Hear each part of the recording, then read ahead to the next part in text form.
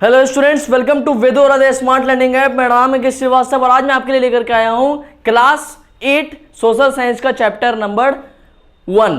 Chapter number 1 नहीं बोलेंगे, हमने 1 में पढ़ा था रिसोर्सेज, अब हम पढ़ने जा रहे हैं एग्रीकल्चर के बारे में।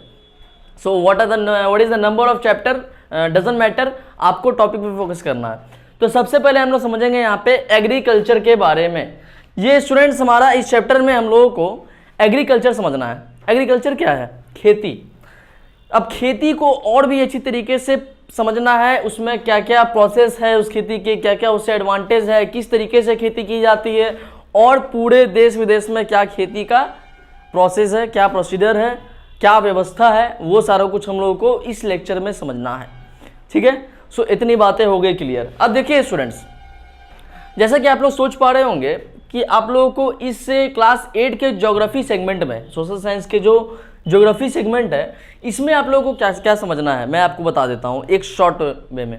सबसे पहले इसमें आपको रिसोर्सेज के बारे में पढ़ना था, तो रिसोर्सेज की वीडियो आपके यूट्यूब पर डाल दी गई है, आप उसको समझ सकते हैं। अब रिसोर्सेज में मैं आपको बता दूं कि रिसोर्सेज भी दो तरीके के हम लोग समझे थे, एक नेचुरल रिसोर्सेज और एक मैनमेड रिसोर्सेज। तो मैनमेड रिसोर्सेज में स्टूडेंट्स टोटल 3 टाइप से रिसोर्सेज को बांटा गया है। किस तरीके से? 3 तरीके से उसका क्लासिफिकेशन किया गया है, 3 तरीके से उसको बांटा गया है। सबसे पहला कौन सा सेक्टर आता है? Primary sector. उसके बाद उसमें आता है सेकेंडरी सेक्टर और फिर आता है टर्शरी सेक्टर। अब देखिए, प्राइमरी सेक्टर, सेकेंडरी सेक्टर और टर्शरी सेक्टर, टोटल 3 सेक्टर। अब हर एक सेक्टर में से कुछ अलग अलग आउटपुट निकलता है ना। तो मैं आपको बता दूं कि इंडिया में टोटल 70% पॉपुलेशन जो हमारी है वो इस प्राइमरी सेक्टर में है, जिस प्राइमरी सेक्टर का एक एग्जांपल आप एग्रीकल्चर बोल सकते हो। क्या बोल सकते हो? एग्रीकल्चर बोल सकते हो। टोटल अगर स्टूडेंट्स हम लोग और भी अच्छे से समझे तो प्राइमरी सेक्टर, सेकेंडरी सेक्टर और टर्शरी सेक्टर, इन तीनों में एक डिफरेंस आपको समझा देता हूं। जो भी आउटपुट आपके डायरेक्ट नेचुरल रिसोर्स से निकलता है, मैंने क्या बोला? जो भी आउटपुट आपके डायरेक्ट नेचुरल रिसोर्सेज से निकलता है, नेचुरल रिसोर्सेज में क्या हो गया? आपका सॉइल हो गया ना, आपके सॉइल, एयर, वाटर, ये सारा कुछ क्या है? नेचुरल रिसोर्सेज हैं आपके पास उपस्थित। तो आपका जो एग्रीकल्चर है ये किस में से होता है? आपके नेचुरल रिसोर्सेज से डायरेक्ट कॉन्टैक्ट है। जरा सोचो आप कि जो फार्मिंग होती है, जो क्रॉप्स उगाते हैं हम लोग, तो डायरेक्ट सॉइल में बनता है ना वो। ऐसा तो नहीं है कि उसको कोई घर में बना करके वहां जाके लगा दिया, नहीं। तो ये डायरेक्ट नेचुरल रिसोर्सेज से एक्सट्रैक्ट करते हैं, तो उसी को हम लोग बोलते हैं क्या? Primary sources. क्या बोलते हैं? Primary sources. अब सेकेंडरी क्या है? सेकेंडरी वो है स्टूडेंट्स जिसमें हम लोग प्राइमरी रिसोर्सेज का यूज करके आउटपुट देते हैं। समझो इसको जरा। फैक्ट्री की बात करते हैं, वहां पे मान लो कोई टेक्सटाइल इंडस्ट्री है, वहां पे क्या होता है? आपके प्राइमरी सेक्टर में एक तरह का, अगर मैं एग्रीकल्चर की बात करूं तो आप कॉटन भी उगाते हो, है ना। कॉटन को भी आप ग्रो करवाते हो, कॉटन की भी फार्मिंग होती है। अब एग्रीकल्चर ऐसा नहीं है कि सिर्फ यहाँ पे गेहूं, अनाज ये सब उगाना है। तो यहाँ पे आप समझो, यहाँ पे कॉटन भी उगाया जाता है। अब वो जो कॉटन को ग्रो करवा रहे हैं, कॉटन की खेती कर रहे हैं, सो उस कॉटन को यूज करना है कहाँ पे? आपके सेकेंडरी सेक्टर में। मैंने जो एग्जांपल दिया, इंडस्ट्री में, यानी कि उस कॉटन को इंडस्ट्री में आप यूज करोगे, कॉटन के फाइबर्स या फाइबर्स को यूज करोगे। उसके बाद क्या करोगे? उसमें यार्न बनाओगे, फिर फैब्रिक बनाओगे और उस फैब्रिक से आप एक कंप्लीट प्रोडक्ट बनाओगे। यानी कि जो कपड़ा हम लोग पहन रहे हैं, एक तरह से मान लो मैंने जो पहना है वो क्या है? इंडस्ट्री से डायरेक्ट आया हुआ सामान है ना। तो ये हो गई आपकी सेकेंडरी सेक्टर की बात। एक एक एग्जांपल से हम लोग को समझना है। हमने एक एग्जांपल प्राइमरी में लिया एग्रीकल्चर। सो एग्रीकल्चर डायरेक्ट कॉन्टैक्ट किसके साथ है? नेचुरल रिसोर्स के साथ। अब सॉइल से जो आपका क्या निकल रहा है? अनाज, उसी में ग्रो करवाते हैं ना। सो वो नेचुरल रिसोर्स था और जो अनाज निकला वो क्या हुआ? Primary source. सो agriculture comes under primary sector. उसके बाद सेकेंडरी सेक्टर में क्या समझे? इंडस्ट्री। इसमें क्या करते हैं? प्राइमरी रिसोर्सेज, प्राइमरी सेक्टर के प्रोडक्ट्स का यूज करके हम लोग उसको कंप्लीट प्रोडक्ट बनाते हैं। क्या करते हैं? कंप्लीट प्रोडक्ट बनाते हैं। वही हुआ हमारा क्या? Secondary sector. इंडस्ट्री को एग्जांपल के तौर पे आप ले सकते हो, बेस्ट एग्जांपल। उसके बाद फिर टर्शियरी सेक्टर। अब वो जो प्रोडक्ट आया आपके डायरेक्ट इंडस्ट्री से, तो ऐसा कभी सुने हो क्या कि इंडस्ट्री से डायरेक्ट आया और मेरे तक आ गया या आपके तक आ गया या किसी और तक आ जाएगा? ये असंभव है। अब इंडस्ट्री से डायरेक्ट सामान निकला तो हैवी बल्क में वो निकलता है। अब उन सारे को अलग अलग जगह पे पहुंचाना सारे को अलग अलग जगह पे पहुंचाना नीडी वंस के पास, यानी कि जिन लोगों को उसकी ज़रूरत है उन तक उन सारे प्रोडक्ट्स को पहुंचाना, वो होता है आपका टर्शियरी सेक्टर, यानी कि गुड्स एंड सर्विस। क्या बोला मैंने? यानी कि जो सर्विस है, अब मान लो जो कम्युनिकेशन है हमारा, वो किसके अंदर आएगा? आपके टर्शियरी सेक्टर के अंदर आएगा। कम्युनिकेशन बोल सकते हो आप, जितने भी ट्रक्स का और रेलगाड़ियाँ हो गई, ये सारे हम तक सामान पहुँचाते हैं, तो ये सब किसके अंतर्गत आएंगे? ये सब आएंगे टर्शियरी सेक्टर के अंदर। तो सबसे पहले प्राइमरी में से क्या था? आप लोगों को रॉ मटेरियल निकालना था। प्राइमरी में और क्या जोड़ सकते हो? माइंस से जो हम लोग मेटल्स निकालते हैं, जो मिनरल्स निकालते हैं, वो भी आपके प्राइमरी सेक्टर में ही आएगा, क्योंकि वो किससे निकल रहा है? आपका डायरेक्ट नेचुरल रिसोर्सेज से उसको हम लोग निकाल रहे हैं, और उसका यूज़ करते हैं हम लोग इंडस्ट्रीज़ में फाइनल प्रोडक्ट बनाने के बाद। फिर टर्शियरी सेक्टर में सर्विस, क्या सर्विस से क्या समझे? टर्शियरी सेक्टर में सर्विस था, तो सर्विस में क्या हो सकता है? आपके ट्रक हो गया, ट्रेन हो गया, इन सभी से आपका सामान आप तक पहुंच रहा है। सो ये एक मीडियम है डायरेक्ट इंडस्ट्री से हम तक पहुंचाने का। So this is the basic work of tertiary sector. इतनी बातें क्लियर हुई। सो एग्रीकल्चर में चाहता तो डायरेक्ट भी आपको समझा देता, लेकिन इतनी बातें समझना पहले ज़रूरी थी, क्योंकि हम लोग का जो तीनों चैप्टर हम लोग पढ़ेंगे, एग्रीकल्चर, उसके बाद फिर पढ़ेंगे सेकेंडरी सेक्टर में कुछ पढ़ेंगे, फिर टर्शियरी सेक्टर में पढ़ेंगे, तो वो सारा कुछ इसी से कोरिलेटेड है। सो स्टूडेंट्स, इतनी बातें क्लियर हुई आपकी प्राइमरी, सेकेंडरी और टर्शियरी में। अब समझते हैं हम लोग एग्रीकल्चर को। अब समझोगे तो ज़्यादा बेटर तरीके से समझ में आएगा। देखिए स्टूडेंट्स, हमारे इंडिया में 70% पॉपुलेशन, जैसा कि मैंने आपको बताया, एग्रीकल्चर में लीन है, यानी कि उनके इनकम का मेन सोर्स क्या है? एग्रीकल्चर, जो 70% पॉपुलेशन है। ठीक है, अब इस एग्रीकल्चर में हम लोगों को कुछ टॉपिक्स के बारे में समझना है, यानी कि कुछ फैक्ट्स हैं ऐसे जिनको हम लोग जानेंगे एक एक करके। तो आइए देखते हैं। So there are few topics to be discuss in this chapter and that are, first of all, farming कहो, एग्रीकल्चर बोलो, farming is the process. Okay, ठीक है ना? So agriculture is a sector and farming is the process of what? Agriculture. So farming, उसके बाद types of farming, किस किस तरीके की फार्मिंग की जाती है हमारे इंडिया में या फिर इंडिया के बाहर, जितने भी देश विदेश, उन जगह पे फार्मिंग। ठीक है ना? उसके बाद क्रॉप्स, फार्मिंग करके क्या उगाते हो यार? क्रॉप्स। उसके बाद एग्रीकल्चर। इस क्रॉप्स में क्या हो सकता है? इस क्रॉप्स में आपका अनाज हो सकता है, आपके कुछ बीन्स हो सकते हैं, नट्स हो सकते हैं, और क्या हो सकते हैं? इसमें कॉटन हो सकते हैं, उल हो सकता है, ये सारा भी किसके अंदर आता है? सो इन क्रॉप्स के अंदर में। फिर क्या हो गया? Agricultural development. अब इस एग्रीकल्चर का किस किस तरीके से डेवलपमेंट किया गया है, सो ये समझना है। सो हम लोगों को एग्रीकल्चर डेवलपमेंट पढ़ना है। उसके बाद एग्रीकल्चर इन डिफरेंट कंट्रीज। अब विभिन्न देशों में एग्रीकल्चर की क्या व्यवस्था है, वो सारा कुछ समझना है। ठीक है ना? तो टोटल 5 टॉपिक पे हमारा सेशन होगा। इसको अच्छे तरीके से आप लोग देखिए, जहां कहीं भी डाउट हो please ask me. So students, जैसा कि मैंने आपको पहले ही बता दिया था, प्राइमरी, सेकेंडरी और टर्शियरी। आप देख सकते हो इस प्राइमरी सेक्टर में, ये देखो, अब ये आप देख सकते हो कि प्राइमरी सेक्टर में यहाँ पे क्या है? ये गाय है, काऊ है, या क्या ये क्या करेगा? मिल्क प्रोड्यूस करेगा। वो मिल्क क्या होगा? पास्चुराइज किया जाएगा किसमें? सो इंडस्ट्रीज में, और इंडस्ट्रीज से फिर हम तक आएंगे। ये फिर इधर जाएगा ना, इंडस्ट्रियल सेक्टर। देखो सेकेंडरी क्या है? Industrial sector. यहाँ पास्चुराइज होगा, इसको प्योरीफाई किया जाएगा इस मिल्क को, और फिर आएगा ये हम तक। सो इतनी बातें क्लियर हुई। ठीक उसी तरीके से यहाँ पे आप देख सकते हो, खेतों में से जब अनाज आएंगी और फिर ये अनाज हम तक पहुँचेंगी, इसको हम लोग फिर फाइनल प्रोडक्ट बनाएंगे। किस तरीके से पहुँचेंगी? सो आप देख सकते हो, कुछ यहाँ पे व्हीकल्स हैं, कुछ ट्रांसपोर्टेशन मीडियम है। उसके बाद बैंक भी है स्टूडेंट्स, आपके टर्शियरी सेक्टर में ही आता है।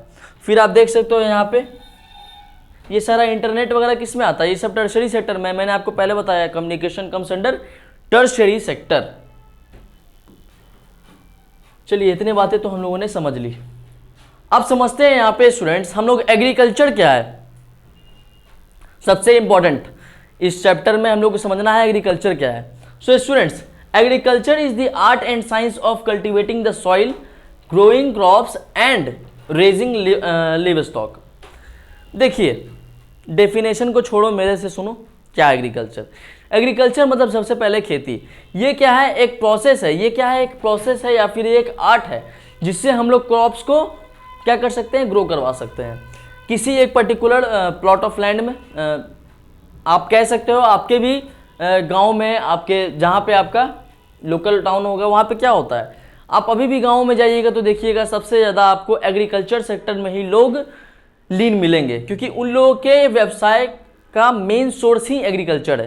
क्या है, उनके व्यवसाय का मेन सोर्स ही एग्रीकल्चर है। और इसमें भी स्टूडेंट्स होता क्या है कि गांव में आप जाओगे या फिर विलेज एरिया में जब आप जाओगे ना, तो आपको दिखेगा कि कुछ फैमिलीज वैसी हैं जो कि खुद खेती करके खा रही हैं। हमारे इस शहर में ऐसा क्या है, शहर में क्या है, आप किराने की दुकान में जाओ आपको फाइनल प्रोडक्ट मिल जाएगा, लेकिन ऐसा गांव में नहीं है, क्योंकि उन लोगों के पास सोर्स ऑफ इनकम की मैं बात करूं तो एग्रीकल्चर उनके लिए प्राइमरी है। क्या है, एग्रीकल्चर प्राइमरी है। सो एग्रीकल्चर क्या है, ये एक आर्ट और साइंस है। साइंस भी कह सकते हैं। कैसे साइंस है, क्योंकि देखो एग्रीकल्चर का जब आप प्रोसेस पढ़ोगे ना तो काफ़ी सारा आपको इसमें फैक्ट जानने को मिलेगा कि किस तरीके से एक छोटा सा बीज एक पूरा क्रॉप बन के तैयार होता है। एक छोटा सा बीज, मान लो गेहूँ है, तो उसका छोटा सा बीज कैसे पूरा एक गेहूँ बन के तैयार होता है within some period of time. ठीक है ना। सो एग्रीकल्चर साइंस है। इसमें साइंस कैसे लग रहा है, अब देखो ऐसा नहीं है कि जब तुम क्रॉप उगाने जाओगे तो एकदम मस्त इन्वायरमेंट मिला हुआ है तुम उसमें क्रॉप उगा लो, नहीं। तुमको इसमें, आप लोगों को इसमें कुछ चैलेंजेस देखने को मिलेंगे। मान लो कीटनाशक लग गए आपके पौधे में, क्या आपके पौधे में कुछ कीटनाशक लग गए तो फिर उसके लिए क्या करना पड़ेगा, आपको फर्टिलाइजर्स का यूज करना पड़ेगा, है ना, in order to remove them. तो ये एक साइंस है, इसमें कुछ टेक्निक्स लगाई जाती हैं एग्रीकल्चर में। ठीक है, तो एग्रीकल्चर क्या है आपको समझ में आया। Agriculture is the science of cultivating the soil, growing crops and raising live stock. इसमें आपको दिखाया जा रहा है कि टोटल ये कुछ प्रोसेस में बटा हुआ है।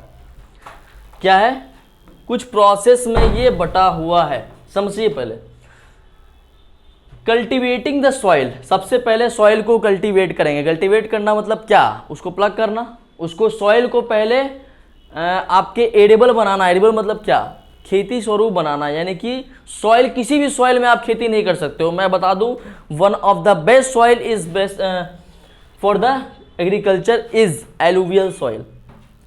Alluvial soil. सो स्टूडेंट्स, आपको इंडिया के मैप पे मैं आगे बताऊंगा। एलुवियल सॉइल देखिएगा, जहां जहां पे जिस जिस रीजन में होगा वहां पे खेती का विकास बहुत ज़्यादा हुआ है। जिस तरीके से आप नॉर्दर्न रीजन्स में देख सकते हो, नॉर्दर्न प्लेन्स में देखो, पूरे नॉर्दर्न प्लेन्स में पंजाब से लेकर के बिहार तक देखोगे तो आपको देखने को ये मिलेगा कि पूरे नॉर्दर्न प्लेन्स में खेती ही खेती है। और सबसे ज़्यादा खेती कहाँ, आपके पंजाब में, है ना। हमारा बिहार भी कहीं कम नहीं है। सो पंजाब में सबसे ज़्यादा खेती क्यों, क्योंकि एलुवियल सॉइल वहाँ पे है, क्योंकि वो नॉर्दर्न प्लेन्स के अंडर आता है।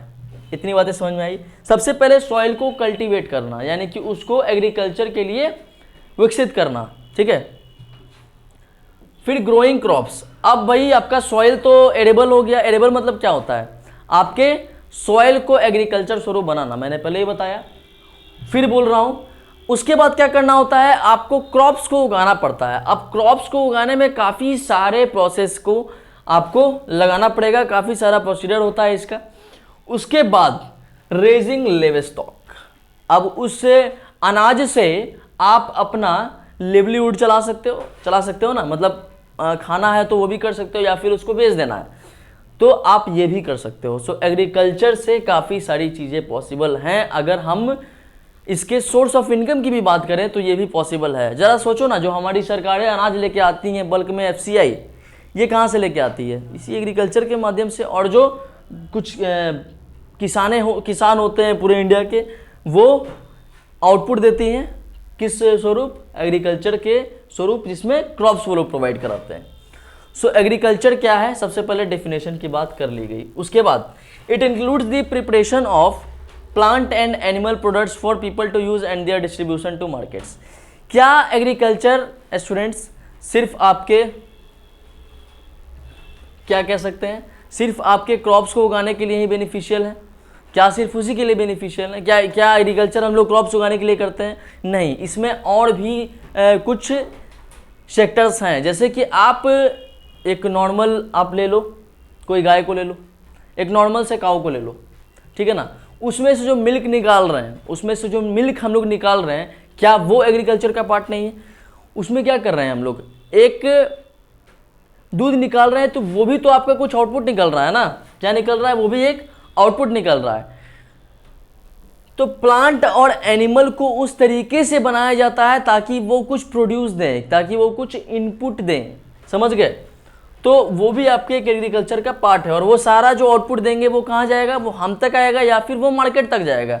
आप एक नॉर्मल खटाल की बात कर लो, जो कैटल्स होते हैं आपके लोकल एरियाज़ में दिख जाएंगे आपको, यहाँ बिहार में खटाल बोलते हैं उसको, आपको दिख जाएंगे कि काफ़ी सारे बल्क में, मतलब कि 5-6 काउस को ले आ करके, बफेलोज को ले आ करके कुछ लोग क्या करते हैं, उनका दूध निकालते हैं और मार्केट में बेचते हैं, और कुछ अपने लिए भी रखते हैं।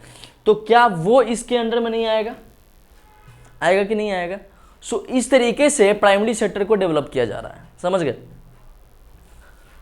अब देखो, जो कैटल में लगा रहे हैं तो फिर वो क्या हो गया, कैटल फार्मिंग हुआ ना, वो कैटल फार्मिंग उस फार्मिंग का ही तो हिस्सा हुआ, उसको क्या बोलते हैं हम लोग, कैटल फार्मिंग। मैं यहाँ पे लिख देता हूँ आपके लिए, cattle farming, so that comes under cattle farming. इतनी बातें क्लियर हुई? अब समझते हैं कि इंडिया में तो 70% पॉपुलेशन क्या कर रही है, खेती कर रही है, और दुनिया में कितने % पॉपुलेशन खेती कर रही है? तो मैं जवाब देता हूं आपको, 50%, यानी कि आधी दुनिया आपके एग्रीकल्चर सेक्टर में विलीन है। ये देखिए 50% आपके एग्रीकल्चर सेक्टर में विलीन है। देख सकते हो यहाँ पर आप, कुछ यहाँ पे फार्म्स दिए गए हैं। अच्छा, मैं आपको एक बात बता देता हूँ, जो बड़े बड़े प्लॉट ऑफ लैंड्स होते हैं उनको हम लोग फार्म्स भी बोलते हैं, और जो उसके बीच में घर बनाया जाता है तो फार्म हाउस। आप लोग देखे होंगे काफ़ी सेलिब्रिटीज़ क्या करते हैं, अपने जो बड़े बड़े खेतों के बीच में क्या बना लेते हैं, फार्म हाउस बना लेते हैं। तो वही वो आपका फार्म हाउस। और ये कुछ बड़े बड़े लैंड के टुकड़े, देखिए यहाँ पे खेती की जा रही है।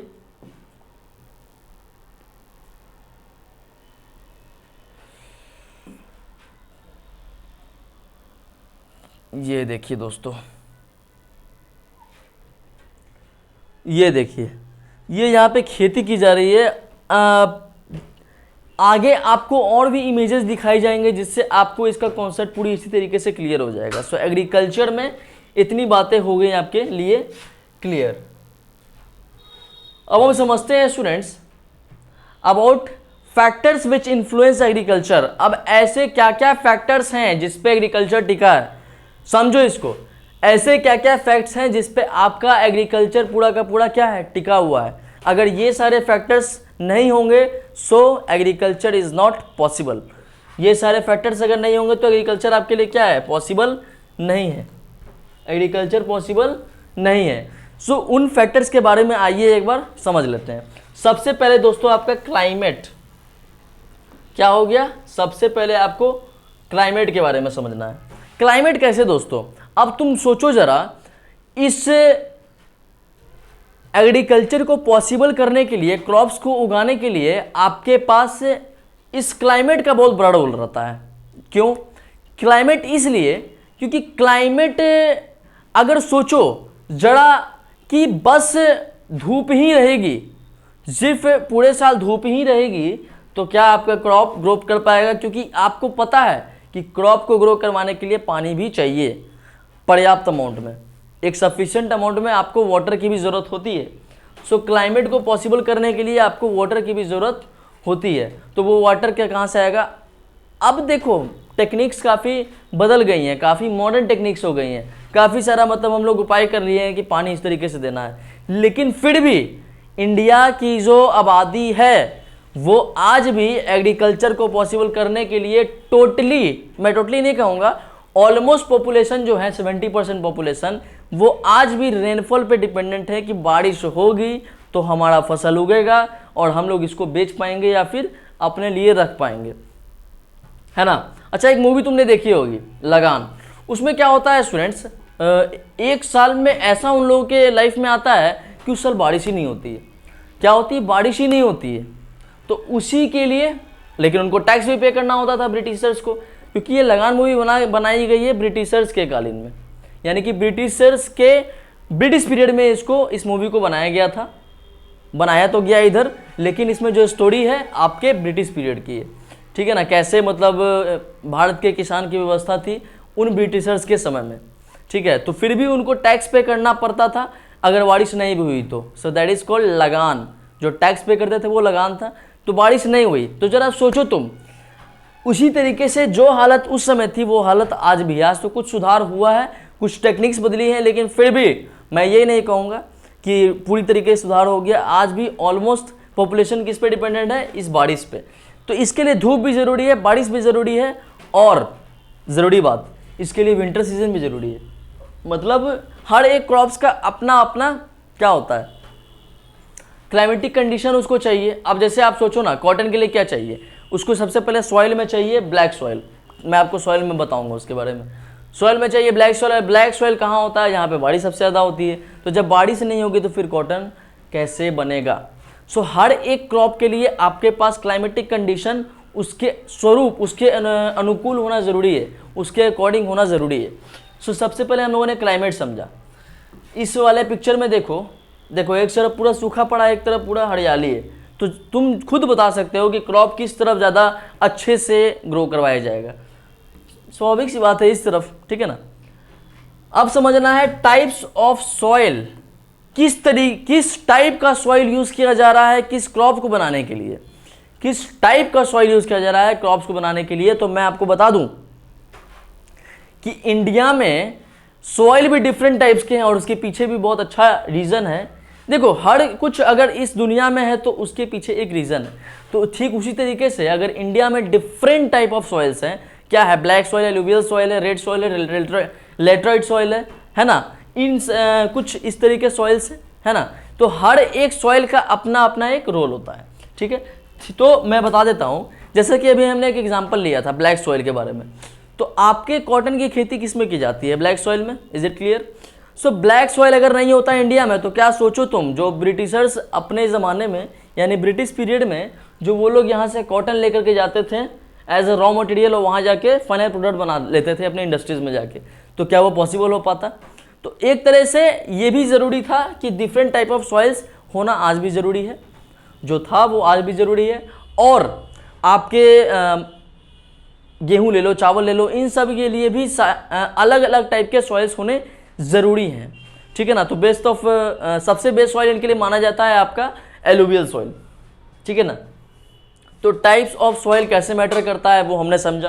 अब हम लोग जानेंगे irrigation, the most important factor which is important for agriculture to make it possible. क्या बोला मैंने, जो इरिगेशन है स्टूडेंट्स आपका, ये सबसे इम्पॉर्टेंट फैक्टर है आपके एग्रीकल्चर को के लिए, समझ गए। इरिगेशन कैसे, ये देखिए यहाँ पे कुछ मॉडर्न टेक्निक्स का यूज़ किया जा रहा है, और इस पूरे खेत में क्या किया जा रहा है, इरिगेशन किया जा रहा है। तो ऐसा देखने से तो नहीं लग रहा है कि ये इंडिया का है, ये आपके विदेशों में कुछ इस तरीके से इरिगेशन की व्यवस्था है। मतलब उन लोगों के पास काफ़ी सारे टेक्निक्स हैं, अगर बारिश नहीं भी होती है तो फिर भी वो लोग होल्ड कर लेते हैं, कोई दिक्कत नहीं है, उनके पास व्यवस्था की कमी नहीं है। लेकिन हमारे भारत में अगर बारिश नहीं होगी जिस साल, तो उस साल या तो खेत बर्बाद होगा, है ना। खेत क्या होगा, बर्बादी ना होगा, जो भी क्रॉप्स लगाया पानी नहीं मिला उसको सही समय पे, तो क्या होगा, वो बेकार है आपके लिए। या फिर कभी बाढ़ आ गया तो फिर और बर्बाद हो गया। सो इरिगेशन में भी हम लोगों को दो तरीके का इरिगेशन समझना है, एक ट्रेडिशनल इरिगेशन, एक कन्वेंशनल इरिगेशन। सबसे जो पुराने इरिगेशन सिस्टम थे वो आपके ट्रेडिशनल में आ जाएंगे, यानी कि पारंपरिक, और जो क्या बोले हम लोग, कन्वेंशनल इरिगेशन सिस्टम। इसमें कुछ डिफरेंट टेक्निक्स आए हैं, नए मॉडर्न टेक्निक्स आए हैं इरिगेशन करने के, तो वो सारा कुछ हम लोगों को इसमें समझना है। तो इरिगेशन भी बहुत ही इंपॉर्टेंट फैक्टर है आपके एग्रीकल्चर के लिए, क्योंकि बारिश नहीं होगी, खेत को अगर सही समय पे पानी नहीं दिया जाएगा तो वो बर्बाद है, वो बेकार है, ठीक है ना। उसके बाद क्या है, टेक्नोलॉजी। अब देखिए टेक्नोलॉजी तो हर एक चीज़ में, हर एक फील्ड में ज़रूरी है भैया। टेक्नोलॉजी के अभाव में आप आज के डेट में सर्वाइव नहीं कर सकते हैं। आप देखिए इस जगह पे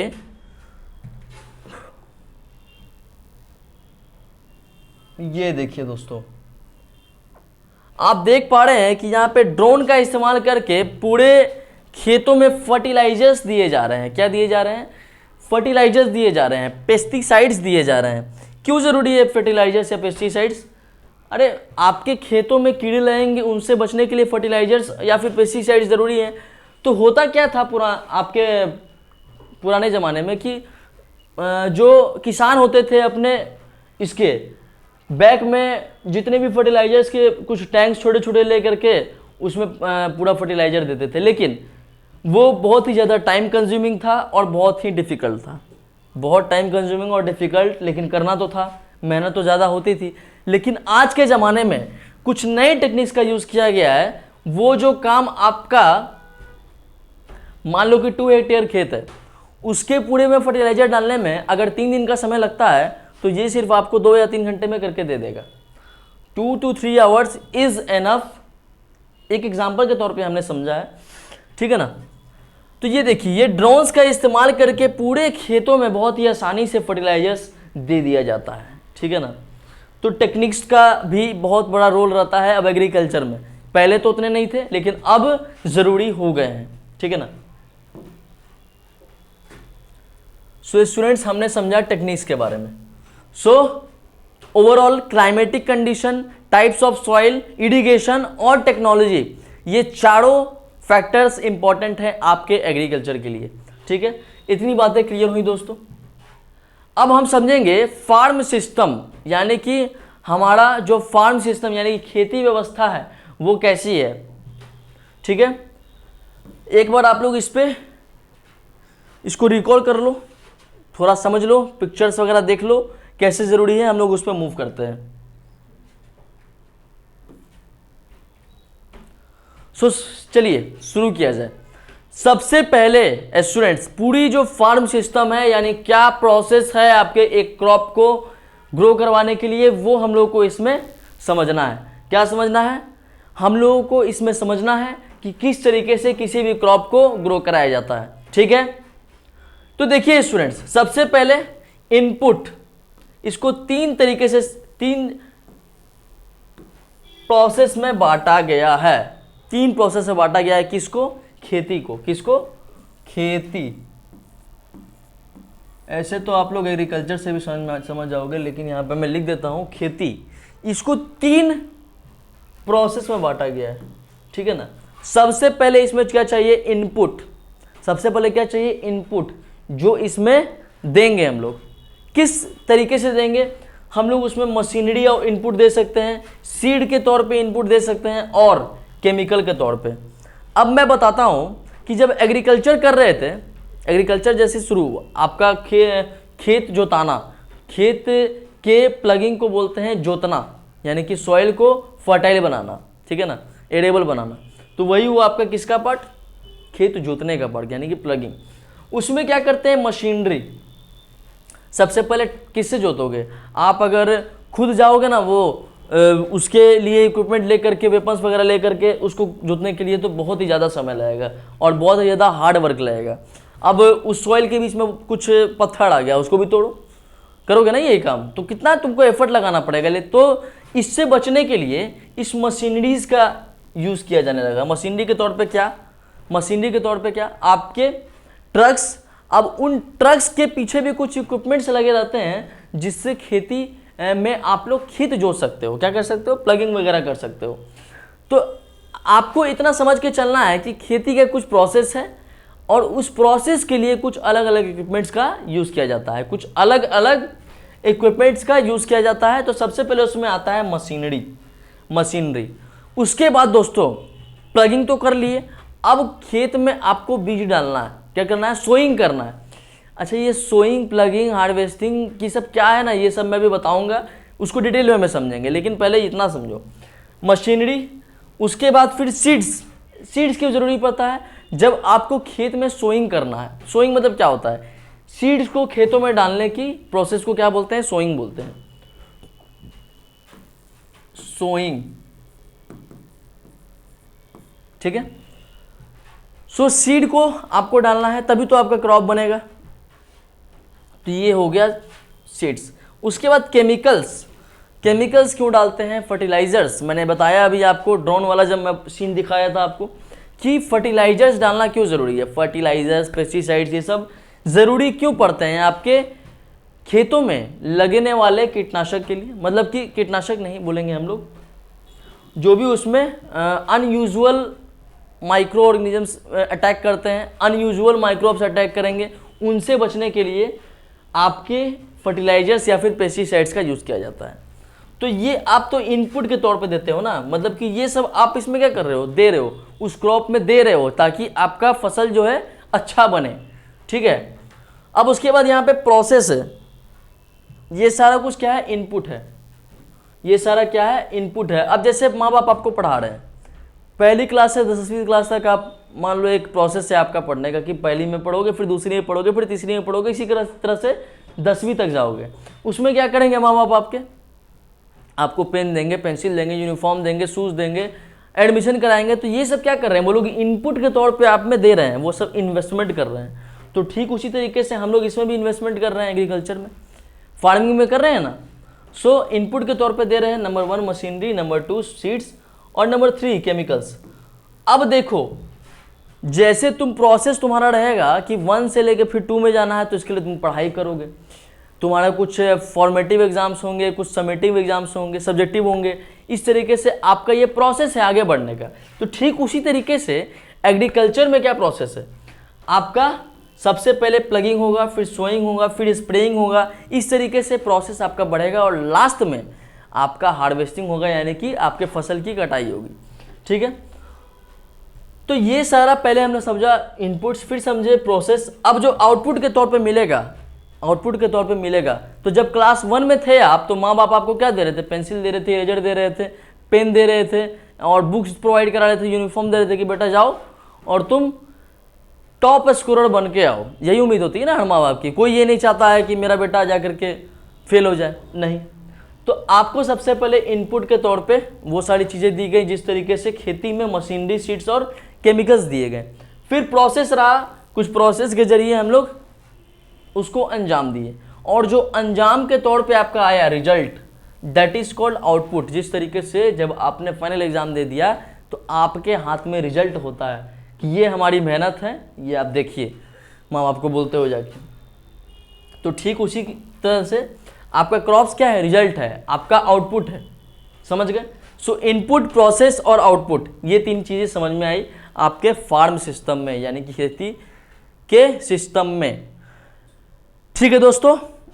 इतनी बातें हो गई आपकी ऑन इनपुट्स के बारे में। अच्छा, इनपुट के तौर पे ये सारे तुम मैनमेड चीज़ें दे रहे थे, मैनमेड रिसोर्सेज थे ये सारे। कुछ नेचुरल रिसोर्सेज भी होते हैं जो कि आपके खेती के लिए आवश्यक होते हैं। उसमें क्या क्या, सबसे पहले सनशाइन, धूप नहीं होगी, धूप नहीं होगी तो क्या फोटोसिंथेसिस हो पाएगा, नहीं हो पाएगा। सो धूप ज़रूरी है। रेनफॉल नहीं होगी तो इरिगेशन का मामला फंसेगा। अब सॉइल नहीं होगा तो भाई तुम जो सीड्स लगा रहे हो उसको बोओगे कहाँ पे, प्लगिंग कहाँ करोगे, तो सॉइल भी ज़रूरी है। उसके बाद टेम्परेचर, एक स्पेसिफिक टेम्परेचर हर एक पर्टिकुलर टाइम पे, यानी कि जब खेत लगाया, जब खेती शुरू हुई तो उस समय मान लो गर्मी का मौसम था, फिर उसको बरसात भी चाहिए, है ना।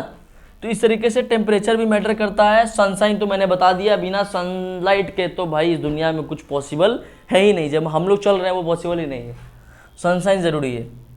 और सनशाइन तो भाई आपका विटामिन डी का मेन सोर्स भी है। उसके बाद रेनफॉल, फिर आपका हो गया सॉइल।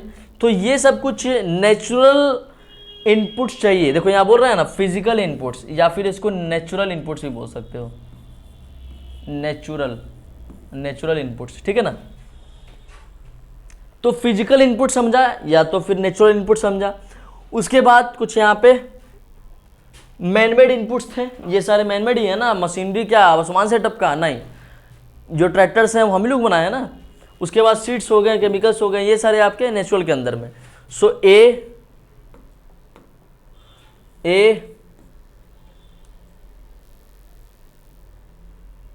में समझ लिया आपने इस मैनमेड इनपुट्स के बारे में, बी में समझा आपने नेचुरल इनपुट्स के बारे में। अब जो सी होगा हमारा वो ह्यूमन इनपुट्स, ओरिजिनल, जो हम लोग अपना एफर्ट लगाते हैं किसी भी खेत को खेती करने के लिए, ठीक है।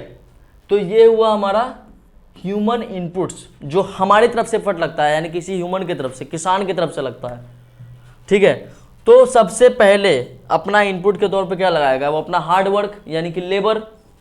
तो ये हो गया आपका लेबर। उसके बाद मशीनरी, मशीन कौन चलाएगा, मशीन खुद चलने लगेगा क्या खेत में जाकर के, नहीं, मशीन भी हम ही लोग ऑपरेट करेंगे। तो दूसरा मशीनरी, तो उसको खरीदने के लिए पैसे चाहिए, मतलब मशीन लाने के लिए भी तो पैसे चाहिए, तो वो भी हमारे ही जरिए। तीसरा केमिकल्स, तो केमिकल्स कहाँ से, केमिकल्स यहाँ जो दिखा हुआ था केमिकल्स, ये क्या फ्री में बट रहा है, नहीं, वो भी जो ह्यूमन ही लगाता है।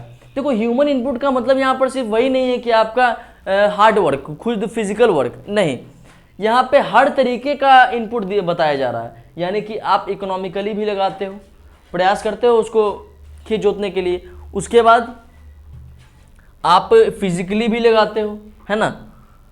उसके बाद स्टोरेज, अब भाई आपका जितना भी फसल था तैयार हो गया, आपने हार्वेस्टिंग की, अब उसको स्टोर कहाँ करोगे, उसको स्टोर कहाँ करोगे, तो उसके लिए वेयर हाउसेस चाहिए या फिर कुछ स्टोर करने के लिए कुछ तो चाहिए, तो वो सारा कुछ कौन प्रोवाइड कराएगा, यही बेचारा किसान प्रोवाइड कराएगा, या फिर